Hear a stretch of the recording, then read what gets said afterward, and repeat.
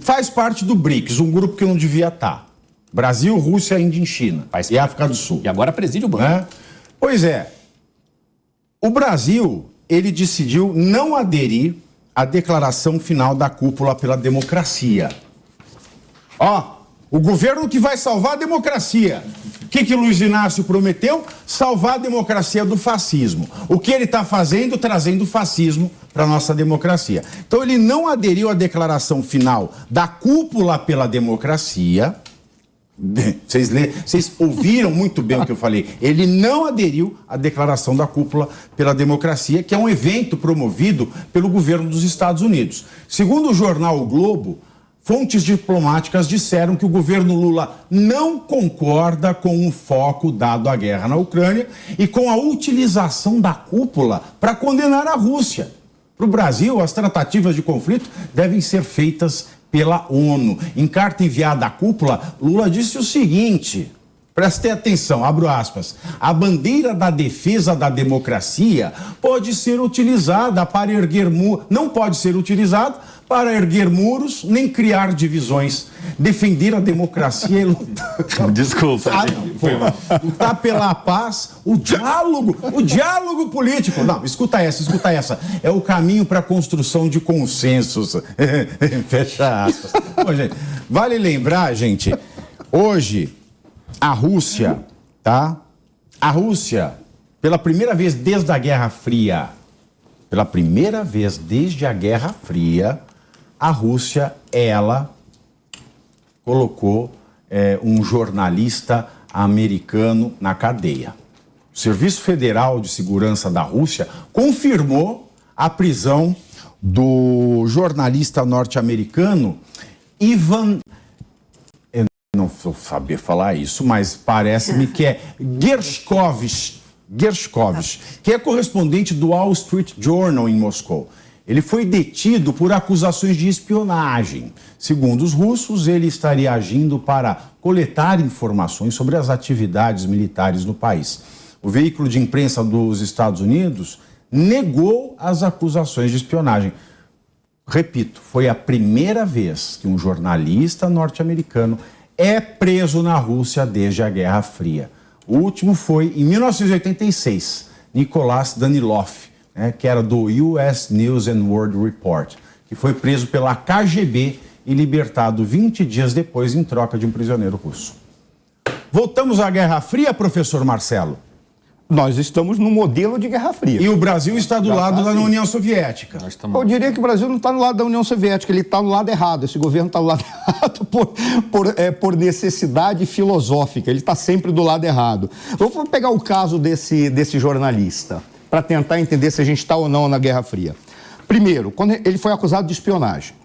Quando você trata da espionagem, você tem um tipo de agente de inteligência que é chamado agente orgânico. Quem é o agente orgânico? Aquele que faz parte da entidade, da agência de inteligência. Ele é treinado para isso, ele é formado e é colocado num país por circunstâncias quaisquer que sejam. Tem chamado agente inorgânico. Quem é? Quando você chega num determinado local e você seduz pessoas, seja por promessas, por ideologia ou por dinheiro, e você faz com que esse cara trabalhe para o serviço de inteligência. Tem o caso de jornalistas enxeridos, que fazem, porque são tão bons como jornalistas investigativos, que eles vão, pelo amor à profissão, buscar todas as informações possíveis. E talvez seja o caso desse jornalista. Ele é um jornalista excepcional. E ele, fazendo jornalismo investigativo, ele chegou a descobrir algumas coisas. O problema é que fica a cargo do governo, do país onde ele estava, interpretar isso se é uma espionagem ou não. E se for espionagem, se esse cara é um agente inorgânico ou um agente orgânico.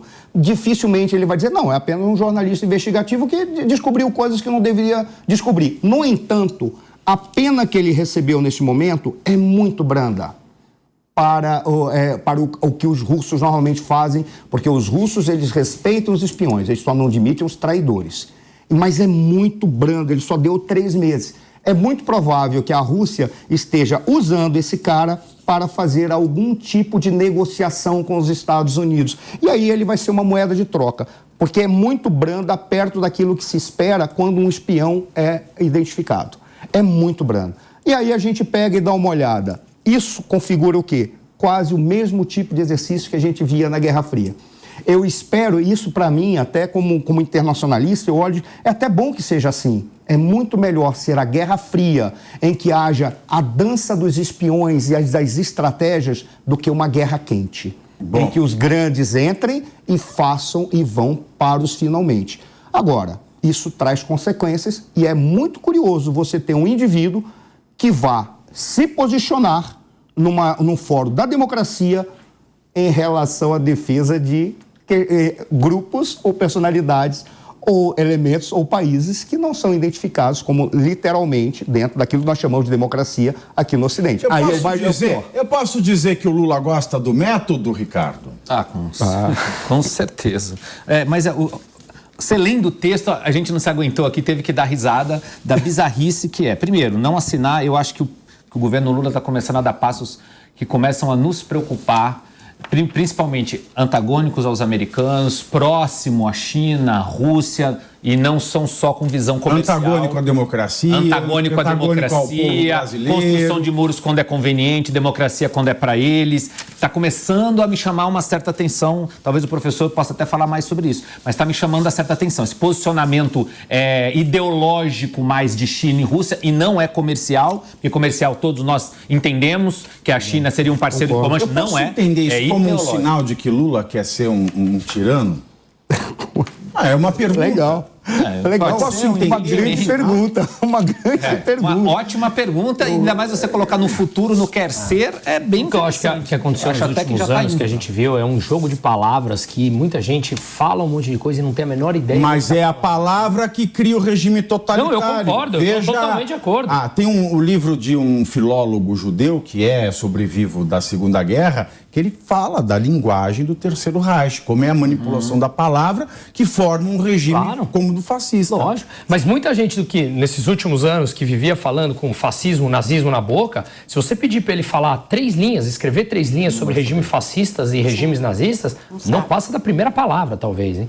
Então, né, é a mesma coisa. E a democracia virou esse jogo de palavra. Qualquer coisa é atentar contra a democracia, jogar contra a democracia. Poucas pessoas conseguem aprofundar nesse tema. Então, de novo, vira um jogo de palavra, mas é extremamente perigoso. Perigoso porque com essa história de crimes, né, dos atos antidemocráticos no Código Penal, com essa história do 8 de janeiro, eu insisto, e é importante insistir, porque a gente está caminhando para o nazismo, não é nem fascismo, não. Porque o Mussolini foi brando perto do Hitler. Foi brando. O que acontece? Quando você lê Eichmann em Jerusalém, da filósofa Hannah Arendt, alemã judia, fugiu para os Estados Unidos, um trabalho maravilhoso, principalmente em questão pró-humanidade.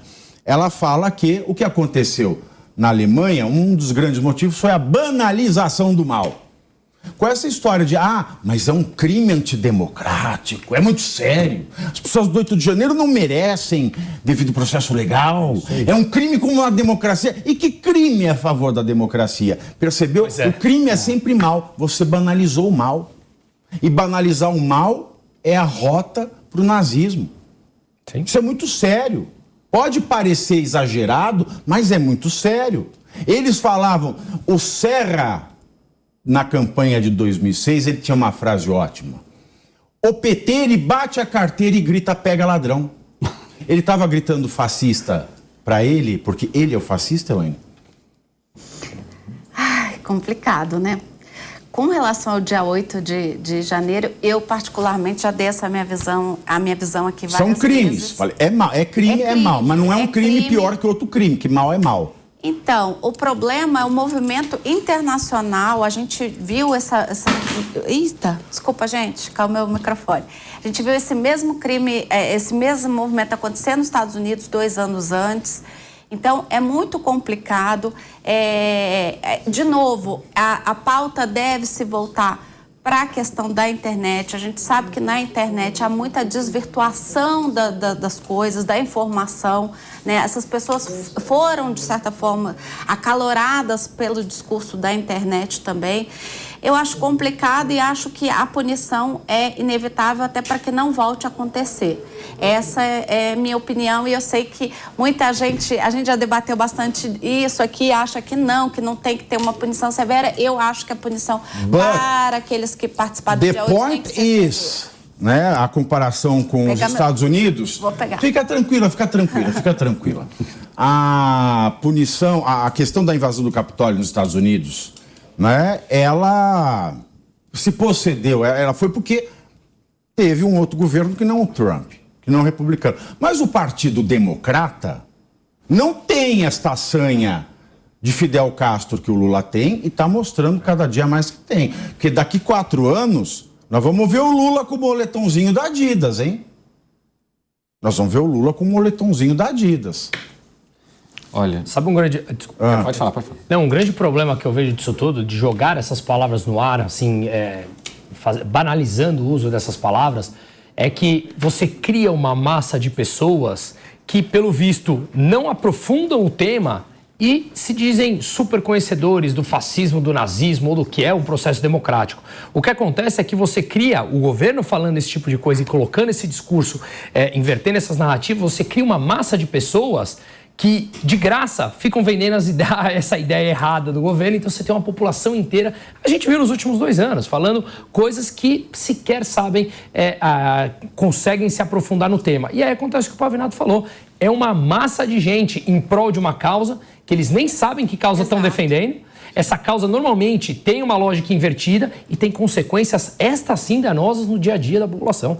E digo mais, tem muita gente que estava no dia 8 de janeiro que nem sabia exatamente a gravidade da situação, do que eles estavam fazendo. Estou falando de todos os lados, tá? Não estou nem falando do dia 8, não. Foram embalados por um movimento, tem muita gente ali que cometeu o crime, achando que estava fazendo ali um pró-democracia, um pró... Mas, Elaine, desculpa te interromper, mas é por isso que deveria ter sido feita a individualização das condutas. Deveria, não deve. Deve. Mas a gente nem acredita.